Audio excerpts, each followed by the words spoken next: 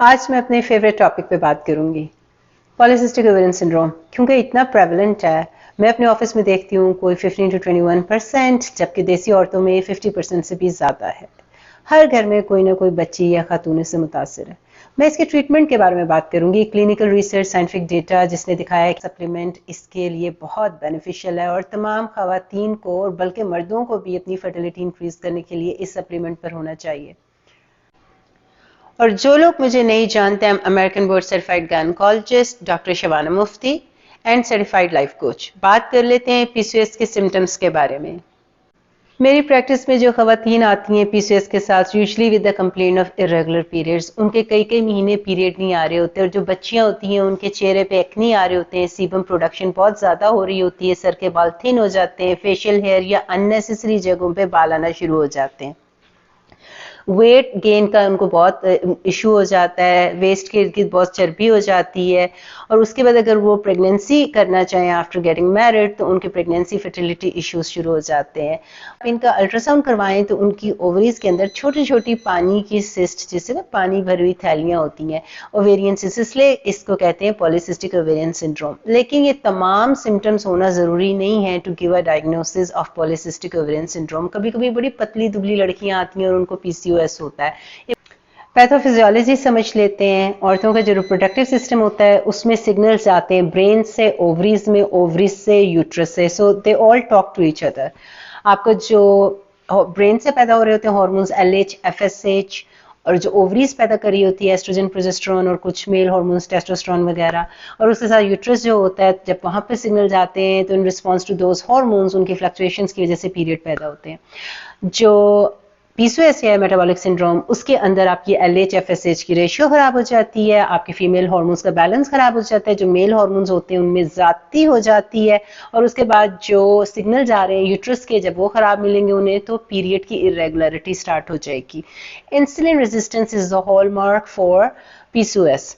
ये समझना बहुत ज़रूरी है कि जब इंसुलिन रेजिस्टेंस होती है तो ये वाला सप्लीमेंट जिसकी हम बात करने वाले हैं मायोइनोसिटोल, उसकी कमी हो जाती है।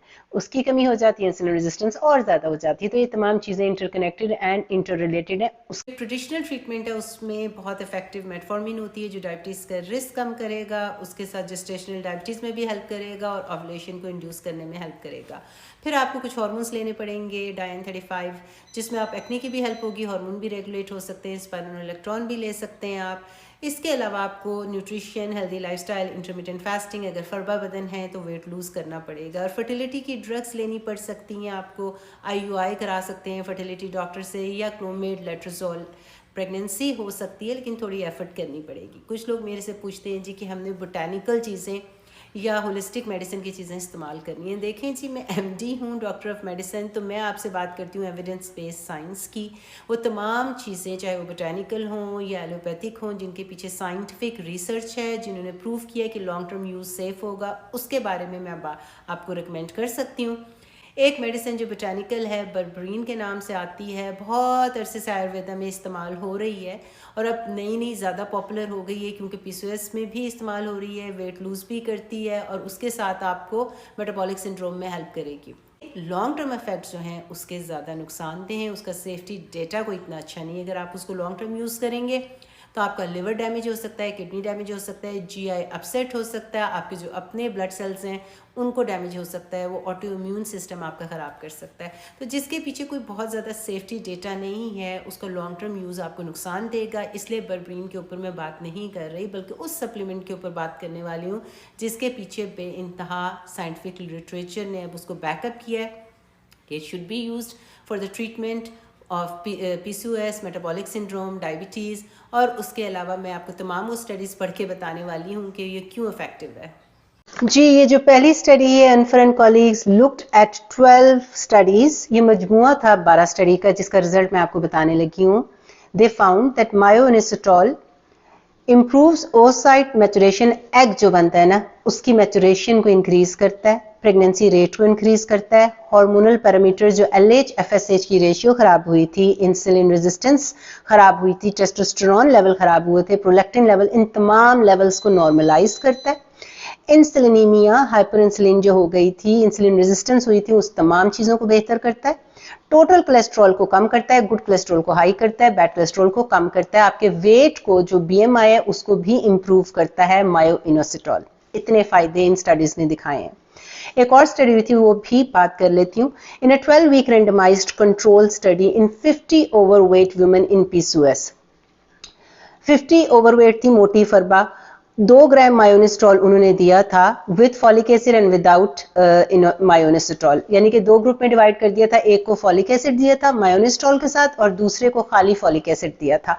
इन 2 ग्रुप्स को उन्होंने आपस में कंपेयर किया और एंड रिजल्ट क्या हुआ कि LH FSH ratio, testosterone level, insulin level, ये तमाम चीजें इंप्रूव हुई और pregnancy rate, ovulation induction and जो एग की मैचुरेशन, ये तमाम चीजें इंप्रूव हुई उस ग्रुप में जिनको फॉलिक एसिड और मायोनिस्टोल मिला था, और जिनको खाली फॉलिक एसिड मिला था उनके अंदर कोई खास रिजल्ट नहीं आए, बल्कि मेंस्ट्रुअल साइकिल भी इंप्रूव हो गए और रेगुलर हो गए उस ग्रुप के अंदर जिन्होंने फॉलिक एसिड एंड मायोनिस्टोल लिया था। मायोनिस्टोल ने इतना ज्यादा रिसर्च ने दिखाया है कि सो बेनिफिशियल। हम बात कर रहे हैं औरतों की इनफर्टिलिटी की, PCOS की, मेटाबॉलिक सिंड्रोम की, तो मेल इनफर्टिलिटी को हम कैसे भूल सकते हैं। ये वाली जो स्टडी है ये मेल के ऊपर हुई कि अगर उनको मायोनिस्टोल दिया जाए तो क्या रिजल्ट्स आते हैं।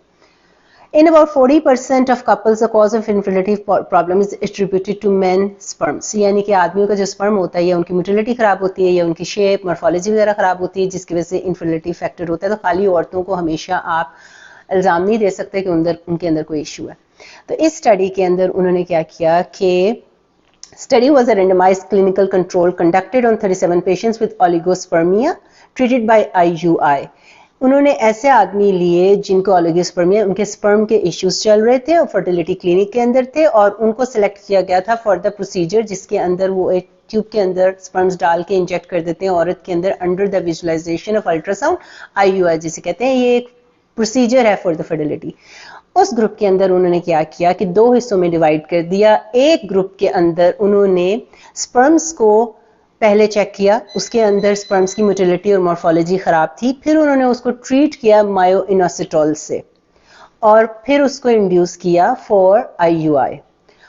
उसके अंदर जो प्रेगनेंसी रेट था वो ज्यादा था, और फिर जो स्पर्म्स को दोबारा चेक किया आफ्टर द ट्रीटमेंट ऑफ मायोनिस्टोल, उसके अंदर पैरामीटर्स ऑफ स्पर्म्स बेहतर थे, उसकी मॉर्फोलॉजी भी बेहतर थी और उसकी मोटिलिटी, उसके जो मूवमेंट थी वो भी बेहतर थी। तो स्टडीज ने ये प्रूव किया है। मैं आपको कंक्लूजन बता देती हूँ। The present study showed a significant increase in their motility after the treatment by myoinositol, showing the efficacy of changes in the sperm properties induced by mayonisstol, leading to the high chance of fertility in couples। इतना clinical research scientific data मैंने आपके साथ share किया। अब इस तमाम video का खुलासा क्या? खुलासा ये है जी कि myoinositol should be considered in patients with insulin resistance, metabolic syndrome, type 1 diabetes, type 2 diabetes, PCOS, and those with or at risk for gestational diabetes. Elevated levels of glucose reduce myoinositol in tissues and increase its breakdown and elimination through the kidneys. Myoinositol has been used safely for decades in many studies in those with insulin resistance and PCOS। कहने का ये मतलब है कि जब आपको insulin resistance होती है, ग्लूकोज आपका ज्यादा हो जाता है बॉडी के अंदर, तो मायोइनोसिटोल के लेवल्स कम हो जाते हैं। तो कैसे है जी? 2 ग्राम सुबह, 2 ग्राम रात को, पाउडर भी होता है, कैप्सूल्स भी होते हैं, यानी कि 4 ग्राम पर डे आपने इसको इस्तेमाल करना है। बहुत सेफ है, साइंटिफिक डेटा इसके पीछे है, आप लाइफ टाइम इस्तेमाल कर सकते हैं। 4 से 5 महीने के बाद आपको इसके इफेक्ट नजर आएंगे। वो तमाम मर्द और औरतें जिनको फर्टिलिटी इश्यूज हैं उनकी फर्टिलिटी इंक्रीज हो जाएगी। वो तमाम खवातीन जिनको PCOS, metabolic syndrome, weight issues हैं या एक्ने इश्यूज हैं लड़कियों को, उनको भी मायोनिस्टोल लेना चाहिए। अगर वो प्रेग्नेंट हैं और जेस्टेशनल डायबिटीज का रिस्क है तो आपको मायोनिस्टोल पर होना चाहिए, आपका रिस्क कम हो जाएगा। आपको पहले भी लेना चाहिए प्रेगनेंसी, और प्रेगनेंसी में कंटिन्यू भी कर सकते हैं। आपको पता है, डॉक्टर शिवाना मुफ्ती, अमेरिकन बोर्ड सर्टिफाइड गायनेकोलॉजिस्ट। कोई और क्वेश्चन है तो आप मुझको रीच आउट कर सकते हैं through my Instagram and YouTube channel. I am always there with evidence-based science to answer your questions.